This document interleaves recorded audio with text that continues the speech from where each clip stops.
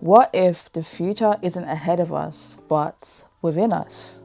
And in order for us to unlock certain aspects of ourselves, we must go on journeys similar to our characters. Today, I'm going to be talking about African futurism. We've heard of Afrofuturism, but have you heard of African futurism? Greetings, my name is Chemeka Nicely, and I'm an African futurism writer. Hence the need for this topic today, because I feel like not a lot of people know about African futurism, and I'm on a journey to bringing more awareness to this. It's also the stories that I'm telling that I want people to get involved with. I'm building a universe that is African-centered, and it's better for me to create at least this video to enlighten you all. Or maybe you already know, and welcome to the fam.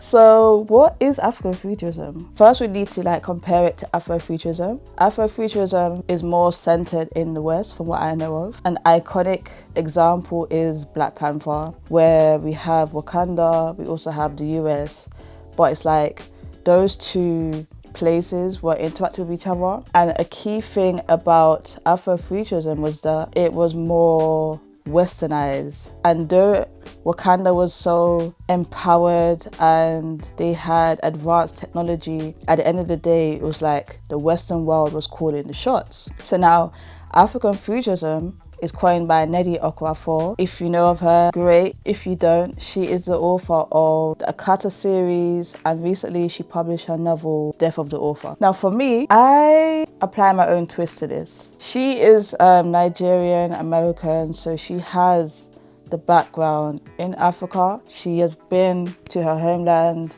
She has been around the villages and is very familiar with the orator nature of storytelling, if I worded that correctly.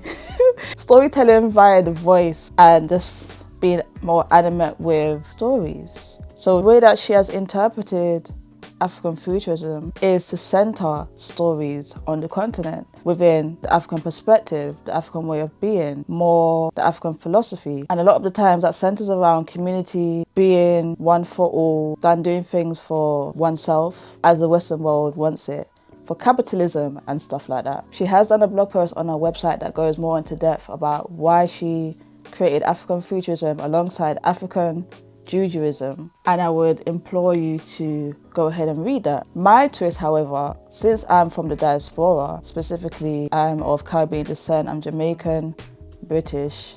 I was born here, but I'm not actually British.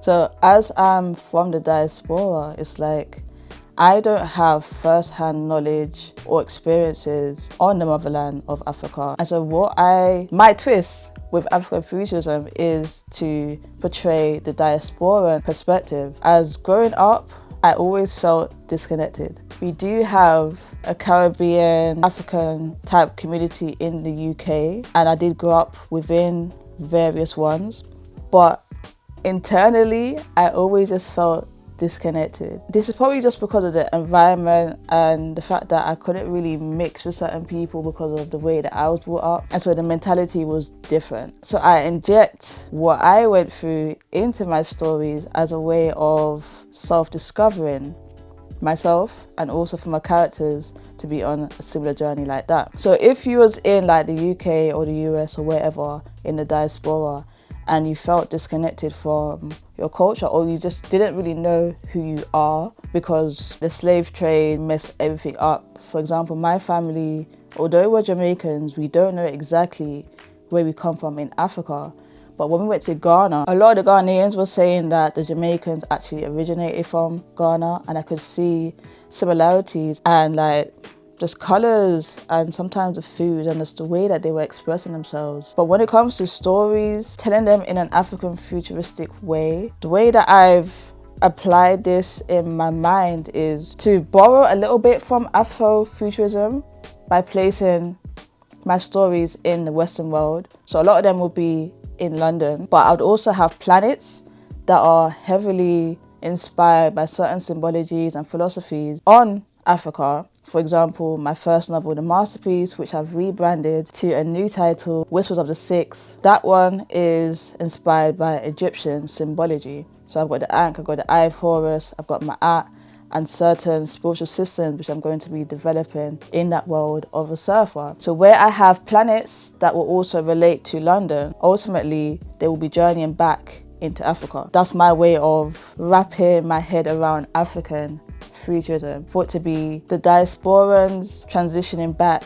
to the motherland in a Sankofa type of way, rather than to just be very literal with how Nnedi Okorafor has set up the term of African futurism, for the stories to just be planted on Africa and to explore stories in that manner. I don't want to feel like a fraud, so I feel like it's better for me to do it this way, where I'm coming from the West and it's like we're repatriating back to Africa. I do have a free digital African futurism guide that you can have a look at in the description down below.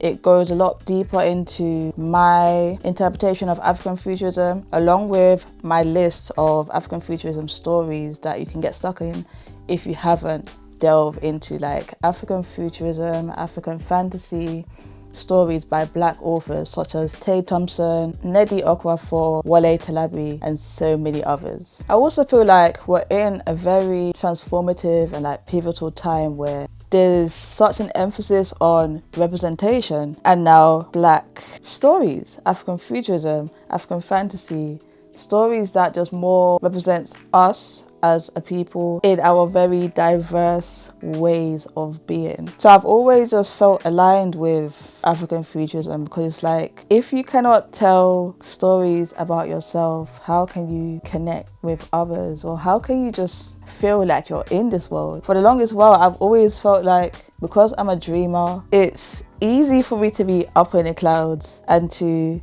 walk in many worlds, even though I know that I'm anchored in this one. But when I was growing up, I did like to read, but it reached a point where I stopped reading and transitioned into watching more TV shows and movies, because my mind is more visual, so I'd like to see the characters, the worlds, the surrealistic stuff be played out on the screen. But a key factor into why I made that transition was the fact that stories just weren't hitting for me. We always heard about Mallory Blackman, and she was like the #1 author for us, especially in the UK. But I needed more. And Toni Morrison always said, if there's a story that you want to read, you must be the one to write it.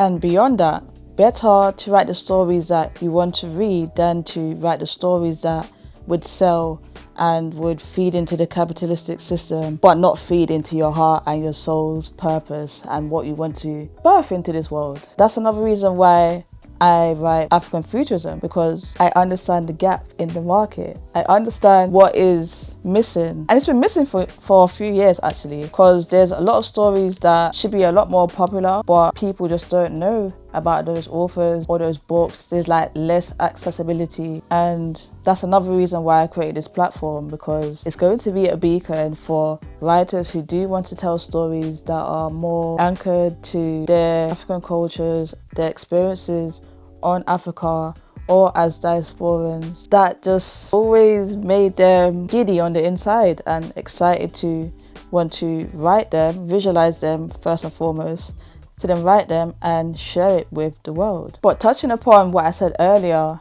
about me feeling disconnected from my culture, not even just as a Jamaican, but it's just like, how do I position myself in this world? So with African Futurism, it is a challenge, a deep challenge, but I'm rising to the occasion with it. In fact, I rose to the occasion with it a while ago, but I didn't maintain the interest and the passion and desire with it, because there's so much distractions, especially with social media, disgusting. And in my immediate environment, no one's really pushing you to write stories about yourself. African Futurism is such a broad umbrella term that it can really encompass literally everything that's already out there, but it's usually associated with science fiction. But the way that I'm trying to explore this genre is by incorporating many other subgenres such as mysticism, metaphysics, spirituality, things that are just more philosophical, they're profound, they make you think. It's stories that aren't your regular everyday and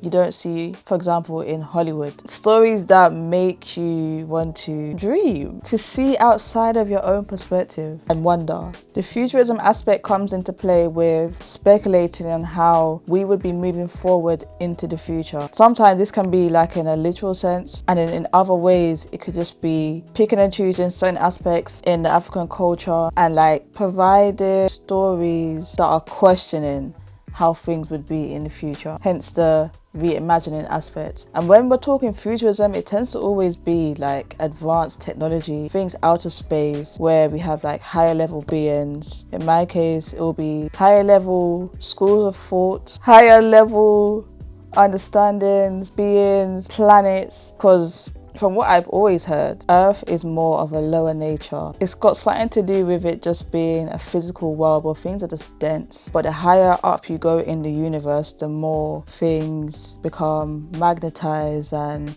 extraordinary and just far beyond what we would perceive. There is so much out there in the universe that we haven't even scratched the surface. It's literally like 1%. Same like how we're using even less than 10% of our brain capacity. If you enjoyed today's topic of African futurism, let me know in the comments down below what interests you most. Maybe you'd like me to touch on other aspects. Don't forget to check out my free African Futurism guide in the description. Like this video, subscribe. This is actually a movement. I am building a movement for many people to hop on gradually, but at the moment it's just me one starting this. So at the end of the day, African futurism is an opportunity for us to tell our own stories, to pioneer our own stories by taking ownership of our creations and, above all, leaving a mark on this world, just like how the Egyptians, Kemites did with all those extraordinary things they left in Kemet. It's synonymous to us saying we were here and we won't be forgotten. So my final thoughts are, if you don't make the conscious decision to know who you are,